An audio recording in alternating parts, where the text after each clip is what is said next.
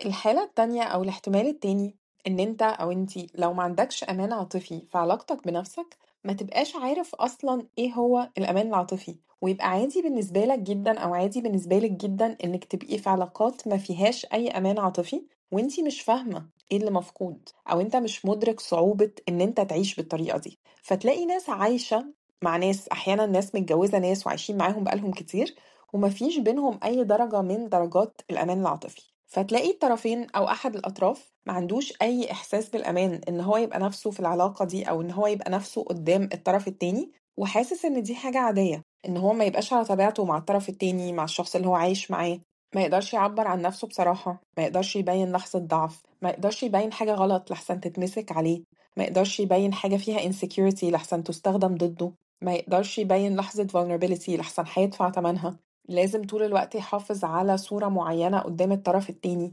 لازم يحمي نفسه عاطفيا من الطرف التاني لأنه عادي جدا إنه في وقت الخلاف الطرف التاني يأذيه أو يستغل أي حاجة يعرفها عنه أو يقصد إن هو يجرحه أو يقلل منه وتبقى دي الحياة عايشين كده عادي ومش عارفين ايه المفقود او انه اصلا في حاجة مفقودة او انه ده مش عادي ومش طبيعي ان احنا نبقى عايشين بالطريقة دي لكن كل ده صعب جدا ان هو يحصل لو في درجة كويسة من الامان العاطفي في علاقتي بنفسي